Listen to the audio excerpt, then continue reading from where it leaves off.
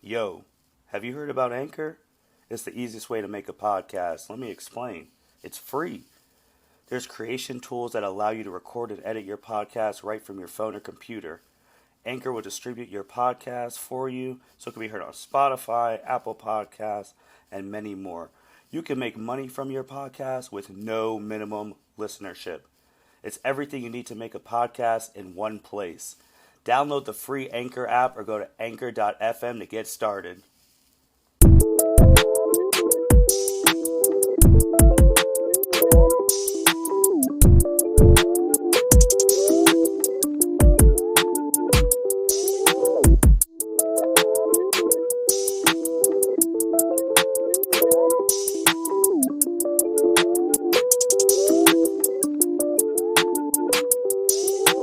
Welcome everyone to the L7C Podcast, My Hero Academia edition. Today we have our fourth My Hero Academia case study, and we are going to be sharing our favorite rumors, or however you want to, rumor mill. You know how you get into an anime rumor mill and you just go down that rabbit hole. We're going to be talking about some of our top favorites and who we think the traitor is in My Hero Academia. Full disclosure, neither of us do read the My Hero Academia manga, so if it's already been unveiled there, again, we don't read it, we just follow the show, and obviously on the TV show it hasn't been unveiled. So if you're talking My Hero Academia, we have our My Hero Academia enthusiast, Miss Andrea Alanis. How are you doing today? I'm good. I'm excited to talk about these. How are you doing? I am doing well, and since technically now this is our first new podcast of 2022, Happy New Year. Happy New Year. So Andrea, you got to pick this topic. Yes, I did. So what made you want to pick it? Basically, I was having a hard time coming up with a topic for our fourth case study. And when I was doing the research for the last one that we did, involving, the police or government agencies having quirk bullets and then those quirk nukes, whatever, I basically kind of was like, maybe we should do something a little more lighthearted in general and maybe not so serious after that one. So, in any universe, any fandom, there's going to be fan theories that, are confirmed or later denied or found to be false, and some are just fun that you never really get heads or tails about them, but they're fun to just believe in or just kind of read about. And so that's why I wanted to talk about them. Okay, fair enough. Well, do you want to go first with your first one? Go ahead. Yes, okay. So I'm going to start from the bottom because I said our top three favorite ones. And so my third favorite is kind of just it's kind of silly, but I think it's interesting. So my third favorite one is that Hagakure, so the invisible girl, is a descendant from the first person with the quirk, the luminescent baby. Because a lot of the quirks are hereditary. And so, obviously, the luminescent baby, that luminescence is coming from some sort of light manipulation. She's invisible, and with her last kind of outing that we saw her use, her special attack was kind of refracting light. So I just thought that was kind of cute, was the idea that she's a great-great-granddaughter or whatever of the first person with a quirk. And I wonder if that could mean obviously super way down the line, if she were to have a child, what kind of quirk would come out of that, if it would be something more random, because obviously this glowing baby was out of freaking nowhere. So so that's my third favorite one. Do you want to go ahead with yours? Yeah, so my third favorite one is actually my original. I personally think I was the first person to actually say this one. And I remember when we initially were talking about My Hero, when we first started talking to each other, I brought this up to you, how Nana Shinomura and Midoriya's mom look eerily way too similar for there to be no coincidence. And I did a pick stitch with it and everything. When you look at Midoriya's mom before, she had the weight gain, and then you put Nana Shinomura next to each other, they look super identical. And from that point on, I just went into a whole rabbit hole of other ones, but that would be my third favorite. How this one will connect to some of my other ones. Nice. Okay. So My second favorite one, I actually just found this one, like, within the last couple days, out of nowhere, and I love this. I really want this to be true.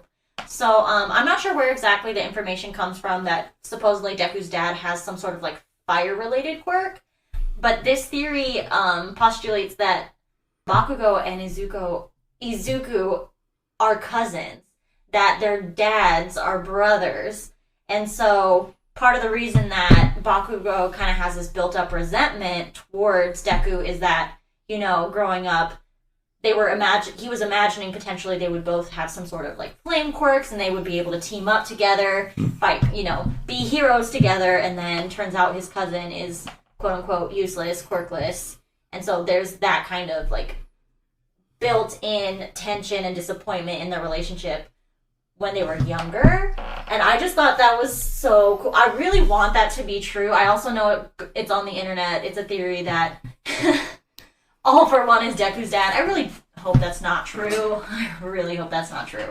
But yeah, I just thought that was super cute. I had not heard that before, and I just love that.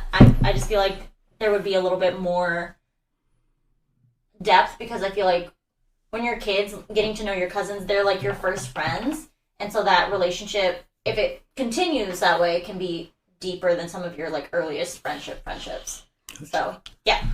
So my number 2, you actually brought up the All for One being Deku's dad. I've steered a little bit away from that, but I do think, because this is an anime, and all of them are connected in some way, shape, or form. Right. There's no reason that Nana Shinomura looks like Midoriya's mom, and when All Might met Nana for the first time, he instantly thought of his master, and how Shigaraki is the grandson to Nana, who is the master of All Might, who looks like Midoriya's mom, and then you have All for One, where if he wanted to, he could have made a move on Midoriya a long time ago and killed him, but never did. So I feel like in some reincarnation, whatever, hoo-ha connection, somehow all of them are connected, and I think it's more plausible that Shigaraki and Midoriya are actually related than right. Bakugo and Midoriya. So I think somehow they are all connected. Which, I mean, it makes sense, but also thinking about it, because, like, this is what...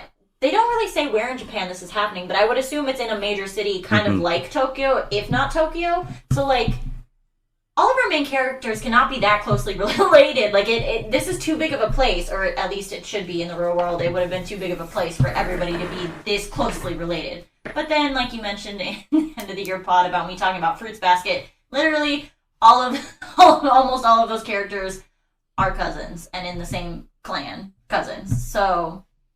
You know what? You can make up whatever rules you want when you create an anime, so... I mean, just think about Naruto. It was at the end, like, the 500 whatever episode where you realize that Naruto and Sasuke are descendant brothers of reincarnation. I know. So, I just standing there in a line of reincarnation. You can just throw that in there, like, oh, yeah, like, All for One's planned this conflict between Midoriya and Shigaraki the entire time because... And we're all related, so that's just gonna add fire. Makes me seem more evil to make family fight each other, but, like, whatever, it's fine. Yeah, so I just feel like they're all connected in some way. What is your top one? Okay, so my top one, technically speaking, is kind of cheating, because it's multiple theories with one person that connects them all. Okay. And I've harped on this for frickin' ever with...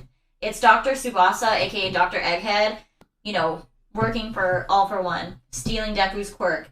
I did find another theory that I hadn't really considered, but supposedly it was on one of the threads I was reading, it's confirmed that... Do you remember that winged Nomu? Mm-hmm. That snatched Midoriya right after the Stain arc? Or, well, during the Stain arc. There's a theory that postulates that winged Nomu is partially... Spoiler alert for Season 5. Is partially, like... You know, founded on Deku and Bakugo's childhood friend with with the red wings. Mm-hmm. Okay, and in this thread, I didn't get a chance to verify this information, so if it's wrong, my bad. But I have seen that, though. Basically, they were saying that that kid with the red wings is actually Dr. Tsubasa's, aka Dr. Egghead's grandchild. Oh, everyone's just having a grandchild now. I know. But, like, for me, the reason that like, gets really twisted for me is, like, so that goes to show, like, his, like, the depth of his depravity to be experimenting on his own grandchild to create these nomus, if that nomu really is, from that kid with the red wings, and if that kid is actually his grandchild. But, of course, I mean, it's just wild. Like, and 100% I believe Deku had a quirk. I don't know what it was. I know on the internet, some people were postulating it'd be something like, what's the word I'm looking for? So that his mom kind of has, like,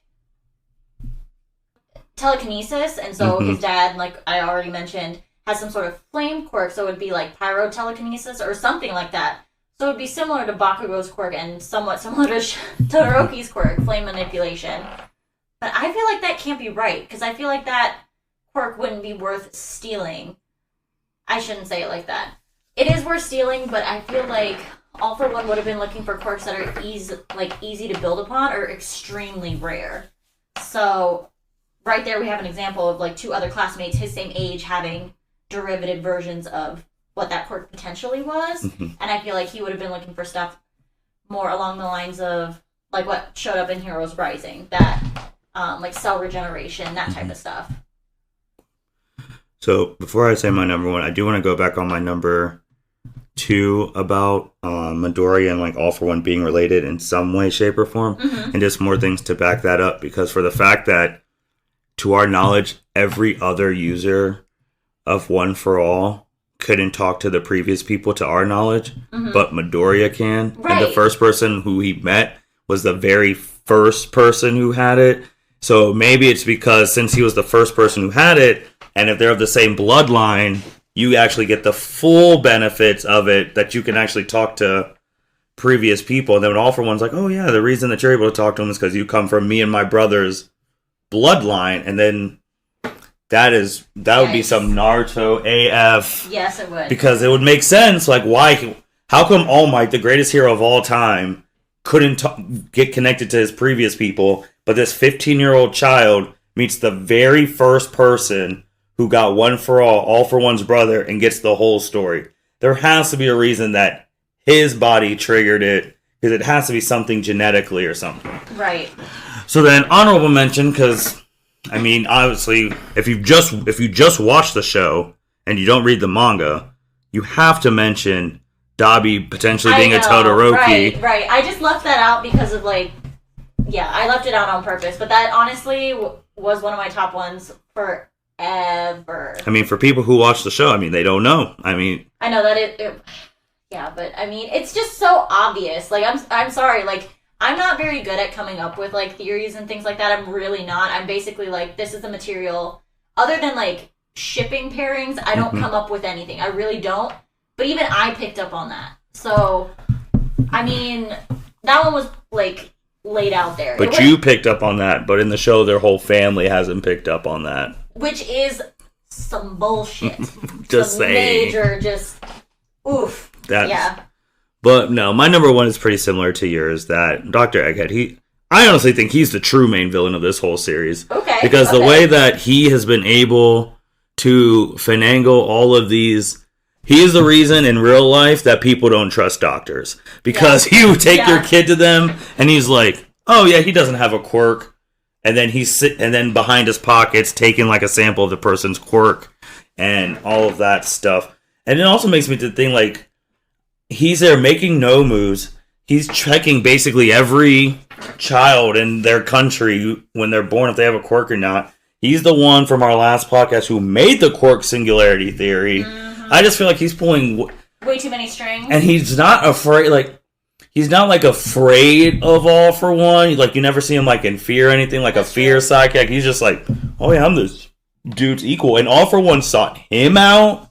So it's that's like, true. That's a power move. Yeah, so I'm just thinking, like, this guy may be, like, the true person running the entire series. Obviously, All For One's the big bad who's been around forever, but literally. Yeah, but Dr. Egghead, I feel like he is the one pulling all the strings, and I do agree with you. Like, he either took Midoriya's quirk, or he realized that Midoriya was related for All For One, like with the blood and checking that, so he told all for one, and then like they've been plotting this stuff forever. So I think that was my biggest one. That Egghead, he's pulling all this through. Egghead is a more in your face Zetsu. Oh my god! Because yes. Zetsu pulled, for all the Naruto people, Zetsu pulled the entire history of Shinobi. Manipulated everything. And you didn't know until the end. And then you're going to find out Egghead's the one who's been manipulating everything to this point. So, and then another honorable mention, how the hell Shigaraki doesn't know that his mentor is the one who killed his grandma, but then he hates All Might. Right, like, at this point I feel like he knows, he just doesn't give a shit, which makes no sense to me. But that was his whole season 1 for hating All Might. Right. And All for One using an All Might's fight in season 3, like, Shigaraki is your master's grand. Like, that was crazy. So, those were my thing. But now our thing is about who you think the traitor is. And like we said, we haven't read the manga. So do you want to go first, or do you want me to go? I'll go first just because this is going to be very disappointing to the listeners. I am so sorry. I am very, vehemently believe that somebody in UA is the traitor. I feel like one of the teachers, staff is the traitor. However, I cannot figure out who I really think would be, connected to the League of Villains or part of the Meta Liberation Army. I can't figure out who I think it is because based off of their personalities from what we've seen, I don't feel like any of them would be. And even the teachers where don't really care for them, I look at them and I try to read between the lines of their dialogue and their interactions with the students, their students or other students, and I just don't see it. And so it could be that I'm just too naive. But I don't know. I know one of the theories on the internet is that Nazu, the principal, is the traitor, and I don't think it is. It would make sense. I just don't think it is. I don't.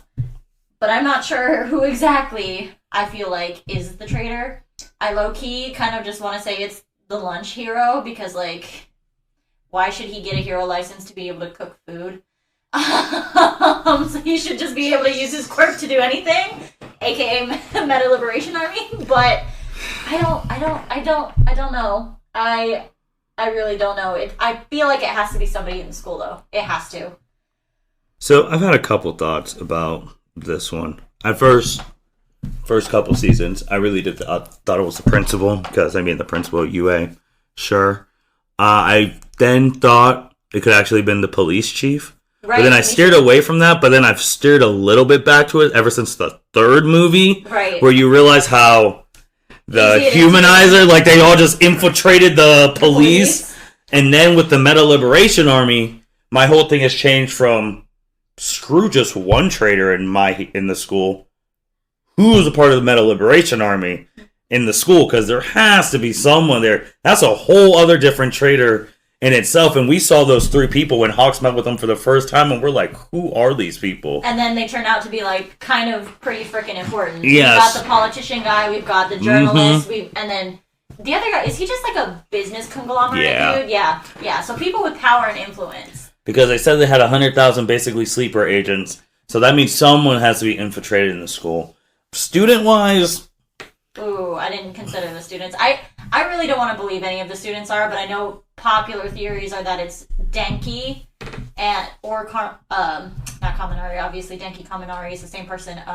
Kirishima, that it's Denki or Kirishima. I really don't want to believe that. I really, really, really don't. I think it could potentially be a student because you need something to break the fabric of Class 1A that, you find out it's been one of your own who's put you in harm's way. Mineta. Yeah, I wouldn't be. Love that. Just think about because you brought it up, what you were watching earlier. Think about it with Harry Potter, right. With how Peter turned on Sirius, it was right. And the saying is, it's always one of your own that hurts you the most. So just imagine. Imagine after the Stain thing. What if it's Ida? That whole Stain thing changed him. He's right in there. He hasn't had much. He has actually been disappearing into the back. That could be a way to bring him full force forward. Yeah, make him the traitor. I've thought too that. I doubt it, but yeah. I know obviously no one wants to think that it's Eraserhead, but what if that's not really Eraserhead? I saw that theory online too, that Eraserhead's been replaced with like an imitation person, like somebody with like a similar quirk to Toga, or it could be somebody else that's able to just like, you know, morph into somebody else and pretend to be them. Remember, they didn't kill him in that first fight, and think about how much blood he spilled that they could have got there, and they're just like, oh, now we have all this guy's blood. If we want to go watch the kids' growth, we can just swap them out. Yeah, so I mean, it could be one of those people. I've seen like President Mike, but I do think it's going to be a student. Maybe it's someone from Class 1B who like, or there's some quirk that we don't know that's been able to like just watch quietly from the back, like, or subconsciously just control someone like Obito's like Genjutsu. Right. And then you don't, like, if Eraserhead's being controlled this whole time and he has no idea, because it's kind of crazy how ever since like the first episode, he's not been in a major fight. That's true. And that's kind of weird for a dude who has the ability to shut people's quirks off, that he's not been in a major fight since. Not really, not since. I mean, he wasn't even in a major fight. He was part of the, you know, task force with Overhaul, but he basically got taken out pretty quick. Yeah, he got separated. And then I know how people, like, he is the Kakashi of, like, this world. Kakashi was in every major fight of the series. He fought every main bad guy. And I mean, a lot of times he was a bit of an ace in the hole, whereas Aizawa is just kind of like, target number one, take him out, and he's down for the count usually. So it could be, I mean, it's wild in itself. I know I've seen some things where it's the girl who makes like all the equipment and stuff. Oh, May? Yeah, but the way she makes the equipment, there's like a small little tracker in everyone's stuff. So the egghead professor's been able to track their movement because they wouldn't know. Right. So it's just like, that's something that's super and crazy. Then she's part of the Meta Liberation Army. They show up, you know, for this war, show up for this fight, and then she turns off all their equipment. Yeah, so that is something else that's been super crazy. But I do think it's someone in 1A. I think it is a student, because that would be the more shocking. A student or a Eraserhead. Those would be the two, like, if they're going for shock factor. That's fair. And then you find out some tragic backstory, how, like, All For One had their mom hostage, or a Eraserhead's wife that you just found out he had, that's been, like, super sick, and the doctor said he can give her a cure. It's Dr. Egghead! Yep, and it's Dr. Egghead, and then it's like, he was doing this for his wife, so then all of them would be like, alright. Like, we see it, we see you. Shout out to Season 1 Pegasus, who was hosting Duelist Kingdom, just so he can bring his wife back to life, so that's what I think it's gonna happen. Alright. So that was the fourth one. We do know the season's coming back in fall, so we still got a couple more to do.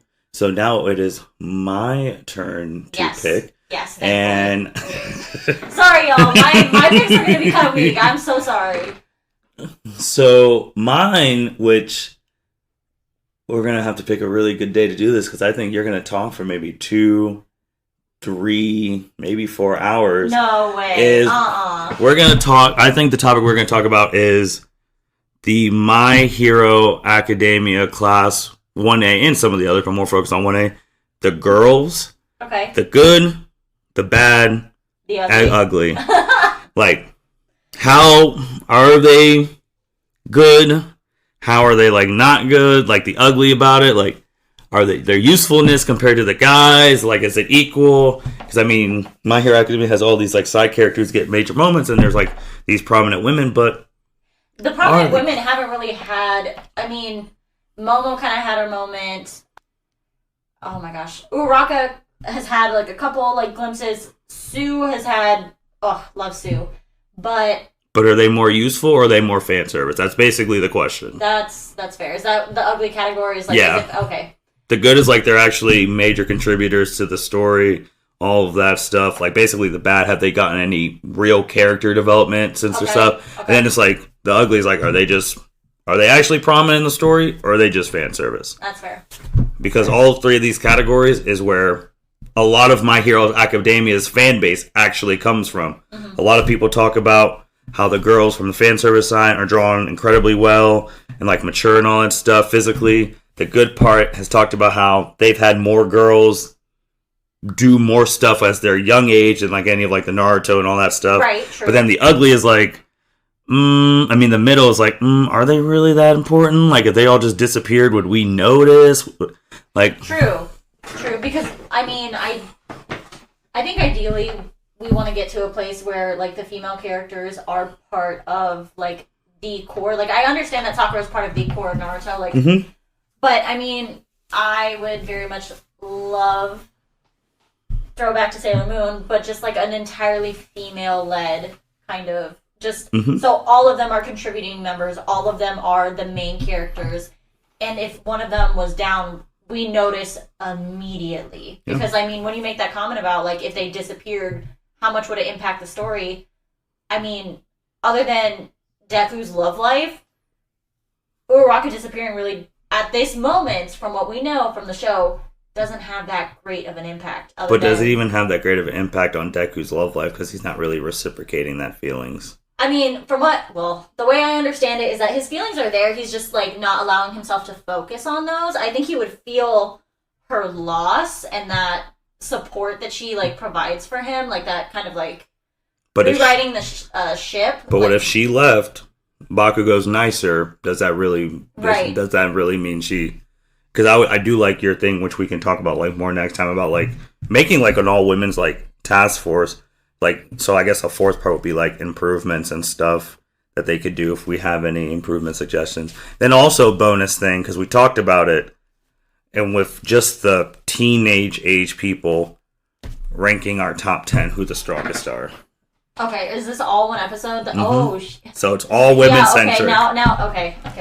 So we're giving the women their due. And we're just doing class 1A, we throwing in class 1B? For like strong, like that strongest stuff, yeah. Okay, got it. But you can talk about how class 1B, they have some women there that may need to be utilized more. Yeah, they do. Don't like you, little mushroom girl, but like, dang, you pack a powerful punch. And yeah, because I mean, obviously you're super passionate about like women representation, and yeah, so I think you'll definitely enjoy that one. Yeah, I don't know about 3-4 hours worth of talking, but you can get in on I mean, they've already heard you. You can get on a full tangent about how they've disrespected Momo. So I've literally heard them before, so you can get on a whole tangent. It's true. This is very true. Andrea, anything else you would like to say in your first podcast of 2022? Very glad to be back in 2022. It has been only 12 hours since the last time I recorded. Well, they don't know that. They do now. Unless they edit it out, but it's fine.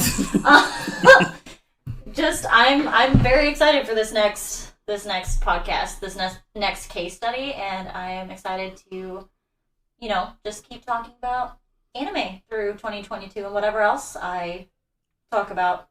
Hope you guys keep listening to all of us, myself included, and thanks. Well, can't end it any better than that. And this is the L7C signing out. Thank you for listening to this episode of the L7C Podcast. Be sure to like, rate, review, and subscribe to the channel. Follow us on all social media platforms, and we'll be talking to you guys soon. Take care.